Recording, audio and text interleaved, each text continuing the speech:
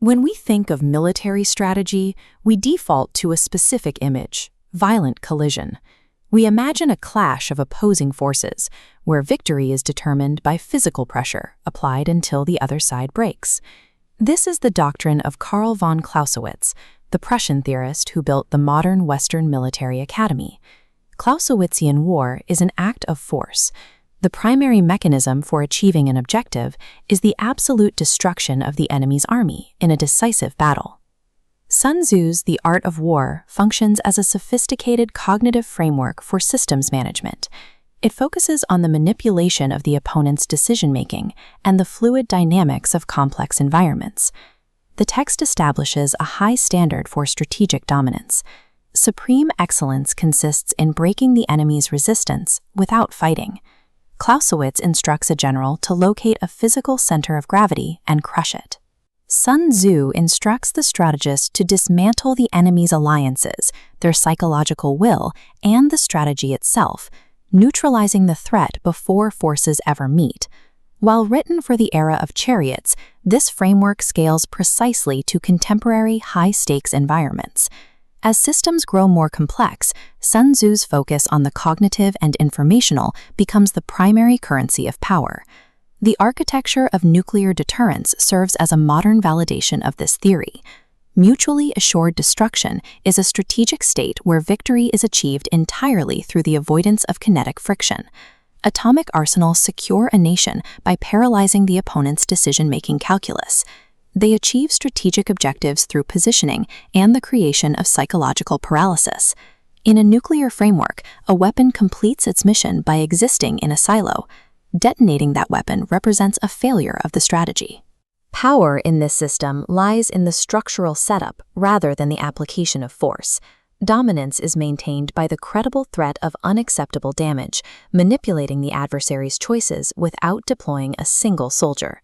In highly complex systems, true dominance is defined by the ability to mathematically deter conflict and control the environment before a shot is fired. To execute this level of control, a strategist must master the concept of Qi, the foundational physics of Sun Tzu's philosophy. Western interpretations often miss the nuance of Qi, labeling it simply as momentum. Qi refers specifically to the potential energy inherent in a specific structural disposition. Sun Tzu illustrates this with the analogy of a boulder perched on a high peak.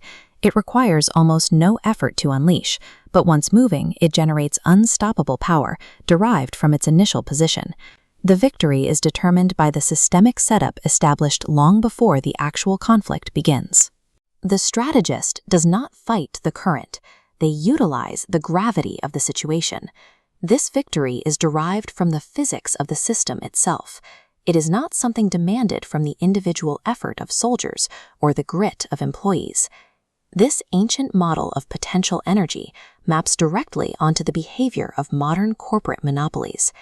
Amazon operates as an apex predator of Qi. Its dominance is not a result of superior retail branding, but of a superior structural arrangement.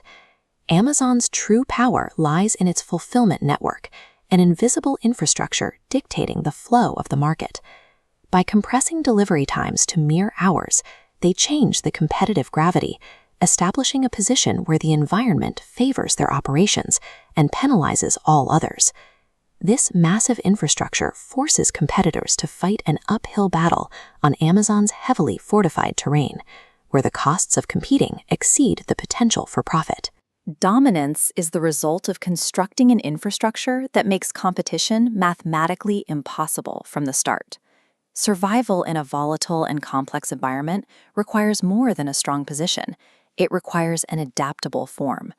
Rigid orthodox structures, traditional centers of power, become terminal liabilities when the landscape shifts rapidly. They cannot move fast enough to react to a changing reality. Sun Tzu addresses this through the Taoist concept of Wu Wei, or effortless action. This means acting in alignment with reality, rather than forcing a result against the odds. Military tactics are like water. Water naturally flows away from high places and hastens downwards.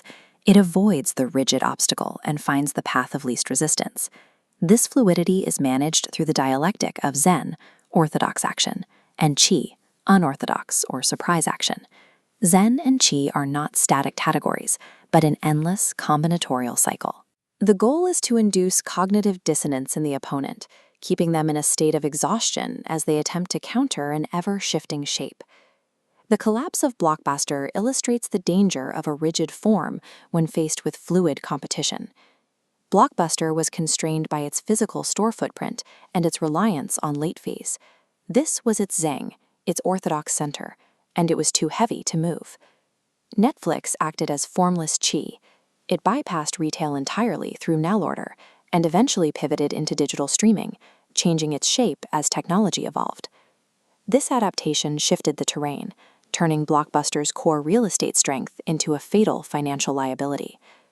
Blockbuster found itself on death ground, anchored to an obsolete model, while the market flowed past. The logic of formless adaptation now dictates the evolution of the kinetic battlefield. Today, AI-driven drone swarms and advanced persistent threats in cyberspace are the modern embodiments of a formless army. These swarm entities flow like water and lack a traditional center of gravity. They render Western kinetic targeting and decisive battle doctrines obsolete because there is no single point of failure to strike. When an organization can change its shape at the speed of data, it renders an opponent's orthodox strength irrelevant. At the macro level, this systems-based framework defines the geopolitical competition between modern superpowers. The People's Republic of China utilizes the three warfares doctrine, applying Sun Tzu's principles to the domain of information. This doctrine controls the environment by manipulating public opinion, psychological morale, and legal constraints. Strategies like island building in the South China Sea change the region's geographical and legal Xi. They create facts on the ground, achieving strategic dominance without triggering kinetic engagement. However, a strategy rooted entirely in deception and zero-sum competition has inherent limits. Total opacity and deception fail in modern cooperative ecosystems. These systems rely on trust and brand integration to function. The Enron collapse provides a case study in misapplied Sun Tzu. A strategy based entirely on masking reality led to systemic self-destruction, proving that transparency is often the superior long-term survival strategy. The tools of conflict are in a state of constant change, moving from agrarian chariots to machine learning algorithms. While the weapons evolve, the underlying physics of human psychology and systemic leverage remain constant. In a volatile world, the mind of the system strategist remains the ultimate, enduring weapon.